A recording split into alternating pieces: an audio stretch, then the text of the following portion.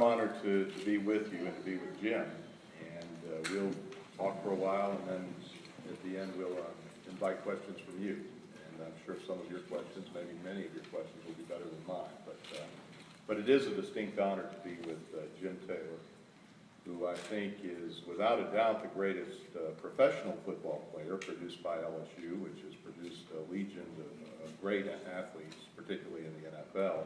But he was the best player on the best team in the history of the National Football League. When he retired, Jimmy Taylor was the second leading rusher in the history of the game. He was the 1962 Most Valuable Player. He was one of 3 Pro Football Hall of Famers produced by Louisiana State University, the others being Steve Van Buren and Y.E. Tittle. And he is a man whose legacy has lasted 46 years after he retired at the age of 32. Now, he was a guy who was not as well known for his exploits at LSU. Tigers were not all that good in those days, but in his senior year, Jim led the Southeastern Conference in rushing and led the nation in scoring. And his backfield mate was a fellow named Billy Cannon in 1957. And why don't we start there? You were at LSU as Paul Dietzel was just beginning the program. I think you're the one who dubbed him the Great White Father. I don't know whether I dubbed him that, but we just saw him yesterday, and he's going through some struggles now. But he came here and really put this program on the map and really instilled his leadership and his quality as a head coach, and did a tremendous job taking them to the national championship. There's nothing any higher than that. And you were recruited by Gaynell Tinsley.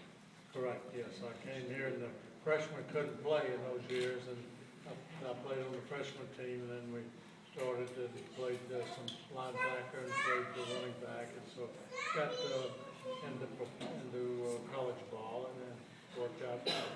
In your day, as a collegian, players played both offense and defense. You had to be in a different kind of shape, better shape than players today. Did you think that was superior to the brand of football we see today? Well, there was a specialization, where you just had to be out on the field either an offensive player or a defensive player. It's like the professional ball where you have specialization. Is the football better now, or is it better in my years when I was with the Green Bay Packers? I'd like to ask you that question. Let's turn the tables. With the specialization and with the football players, where you have 32 teams, and after 6 or 8 games, and about 20 or 25 of those teams can stay at home. They don't have to make the road games. You're right. There are more teams. There are more players on the teams. So more season, 16. Longer season. 16 games. The players are certainly bigger and stronger, but then they have to do with nutrition and technique, which if you had available to you, I think a guy like Jim Taylor could play in any era. I think if Jim Taylor and Jim Brown were in the league right now, they would be the 2 best running backs in their prime in the league today. Well, we got involved. I got in with Alvin Roy. I got into working out at his gym over there on Nicholson Drive and started to develop myself with the upper body, knowing that I'd been throwing newspapers for 6, 8 years and built up my legs, and so I was working on the upper body to be able to compete in athletics as I went into Baton Rouge High School. Were steroids around in your day? No, not that I know of. I didn't, I just don't recall any certain situations or circumstances that I knew players were involved with taking some type of drug. Well, Alvin Roy, the man he mentions, he was on the cutting edge of physical fitness, and there was a time when football players were discouraged from lifting weights. It was, and here again, it's a misconception that some coaches or whatever, you'd be too upper body and too tight through the shoulders and couldn't turn and catch passes and do things that you need to do, and this wasn't the case. And here again, you're still just building some tight muscles that won't affect you, won't give you the opportunity to have good range of motion.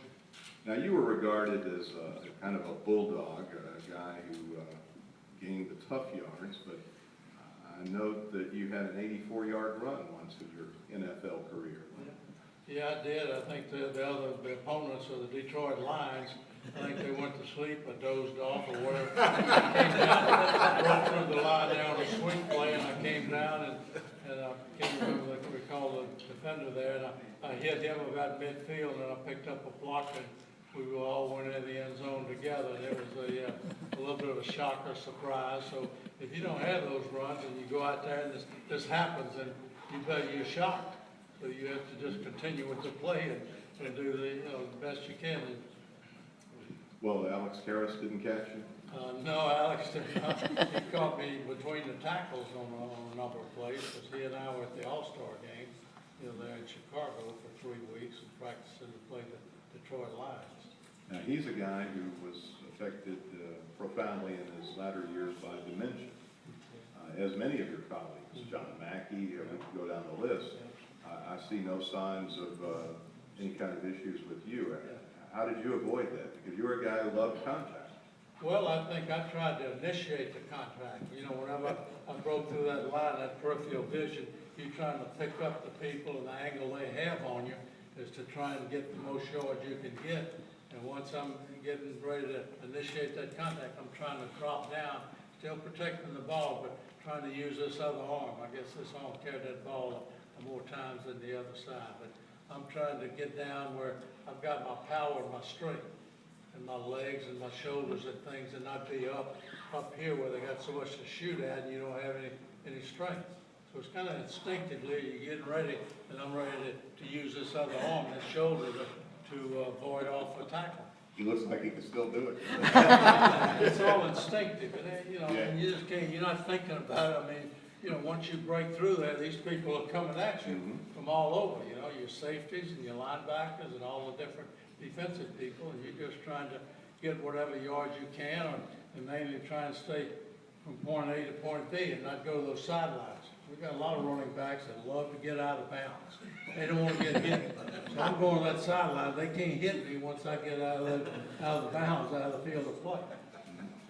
So it's, you just got to know that there's lots of contact out there, and you've got to accept it up front and determine that you're going to initiate some of that. You're not going to be there or this and in a position where they just, wearing you out, trying to put the hurt on you. I remember Wendell Harris, another Tiger great, once said that he was working out at the stadium during the offseason at Tiger Stadium. He's running up and down the stadium, and he sees Jim Taylor down at the bottom ramming himself into the wall. You practice being hit, didn't you?